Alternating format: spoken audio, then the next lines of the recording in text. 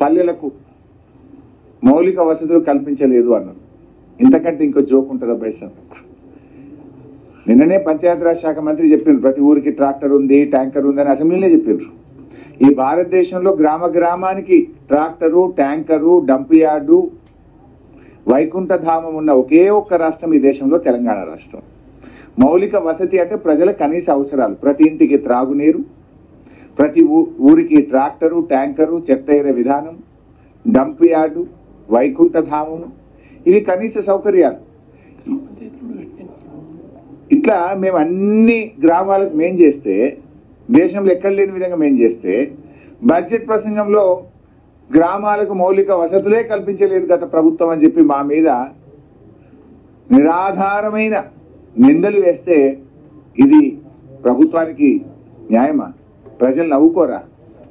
ఇలా మీరు వచ్చినాక 8 నెలల్లో 8 పైసలు ఇవ్వలే గ్రామ పంచాయతీలకు. 8 పైసలు. I'm challenging the government. కేంద్ర ప్రభుత్వము గ్రామాలకు ఇవ్వాల్సిన 500 కోట్లు 15th ఫైనాన్స్ కమిషన్ విడుదల చేస్తే అవి కూడా 3 నెలలకెళ్ళి ఆపుకున్నారు. రాష్ట్రం ఇచ్చిపెట్టుంది. ఢిల్లీ వాళ్ళు గ్రామ పంచాయతీలకు, లోకల్ బాడీలకు ఇచ్చిన 500 కోట్లు కూడా 3 నెలల నుంచి ఆపెట్టుకున్నారు. 8 నెలల్లో 8 పైసలు ఇయ్యని కాంగ్రెస్ ప్రభుత్వం ప్రతి నెల టంచన్గా 275 కోట్ల రూపాయలు పల్లెలకు ఇచ్చిన మమ్మల్ని అభివృద్ధి చేయలేదనే అర్హత ఈ ప్రభుత్వానికి లేదు. ఇకపోతే గౌరవనీయులైన భట్టి గారు కూడా ఇందాక ఏదో చిట్ లో మాట్లాడారట. ఒక మిత్రుడు ఏదో చెప్తా ఉండే, గత ప్రభుత్వం ఒక్క డాక్టర్ పోస్ట్ నింపలేదు అన్నారట కదా, మీరే సాక్ష్యం కదా, చిట్ లో వచ్చిందా? ఐఎమ్ ఛాలెంజింగ్ భట్టి గారు, మమ్మల్ని ఒక్క పోస్ట్ నింపలేదన్నావు కదా. నాకంటే ముందు అఫ్ కోర్స్ లక్ష్మారెడ్డి గారు ఆరోగ్య మంత్రిగా ఉన్నారు, ఆ తర్వాత ఈటల రాజేందర్ గారు ఆరోగ్య మంత్రి ఉన్నారు. బట్ నేను ఆరోగ్య మంత్రిగా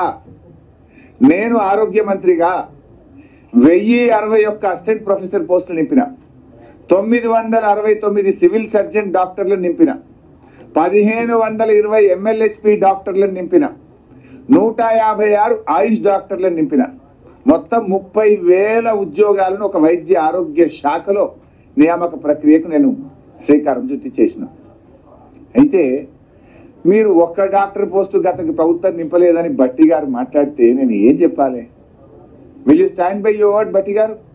either you should resign or I should resign. ఎందుకు ఇట్లా మాట్లాడతారు? నిరాధారమైన తెలుసుకోకుండా మాట్లాడితే ఇది నవ్వుల పాలవుతారు. మీరే మీ గౌరవాన్ని, మీ స్థాయిని మీరు తగ్గించుకున్న వాళ్ళు అవుతారు. మీకు కూడా గుర్తుండే ఉంటుంది, నేను ఆ ఉత్తగుడి పోస్టులు ఆ శిల్పారామం దగ్గర పెద్ద ఫంక్షన్ పెట్టి ప్రోగ్రామ్ పెట్టి పంచిన, ఒకటే రోజు ఇచ్చిన ఆర్డర్లు 15,000 మందికి ఒక రోజు ఇచ్చినట్టు 900 మందికి ఒక రోజు ఇచ్చిన. నువ్వు ఒక పోస్టు డాక్టర్ పోస్ట్ నింపలేదని భట్టి గారు మాట్లాడితే నేను ఏం చెప్పాలిగా?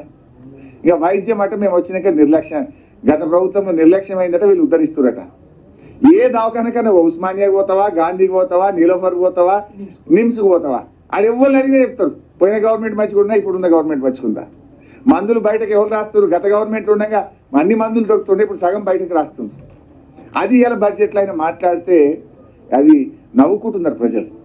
వైద్య ఆరోగ్య శాఖలో పనిచేసే 1,00,000 మంది సిబ్బందికి తెలుసు కదా గతంలో ఎట్లుండే ఇప్పుడు ఎట్లుండే. అది వారి విజ్ఞత, వారికి వదిలేస్తాం. బట్ ఏది ఏమైనా మళ్ళీ నేను ఫైనల్గా చెప్పేది ఏంటంటే, బడ్జెట్ అనేది మాత్రం పూర్తిగా ఆత్మస్థుతి, పరనిందలతో కూడుకున్నది. అంటే సెల్ఫ్ కాంట్రడిక్షన్ కూడా ఉంది అందులో. ప్రజల ఆశల్ని నీరుగార్చినటువంటి బడ్జెట్ ఈ బడ్జెట్. ఇంకా అన్ని వివరాలతో రేపు ఎల్లుండి బడ్జెట్ చర్చలో కూడా నేను పాల్గొంటాను. మీకు కూడా ఇన్పుట్స్ ఉంటే ఇవ్వండి, ప్రజల పక్షాన మీ సూచనలు కూడా తీసుకుంటాం. Thank you very much.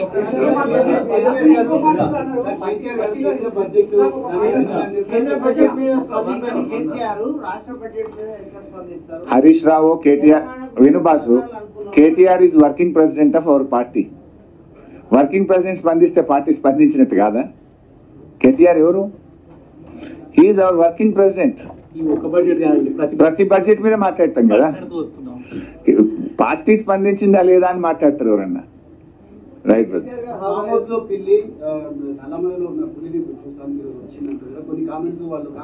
చిల్లరగాళ్ళకి మేము మాట్లాడము, చిల్లరగాళ్ళతో మాకు సంబంధం లేదు. ఓకే.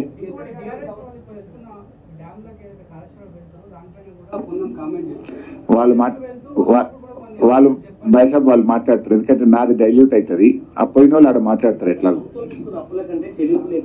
అది కూడా నేను లోపల చెప్తాను.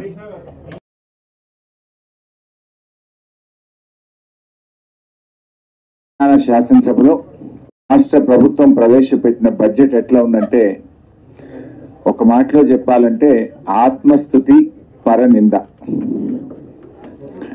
6 గ్యారంటీలు నీరుగారిపోయినాయి, సంక్షేమం సన్నగిల్లింది, అభివృద్ధి ఆగమ్య గోచరమైంది.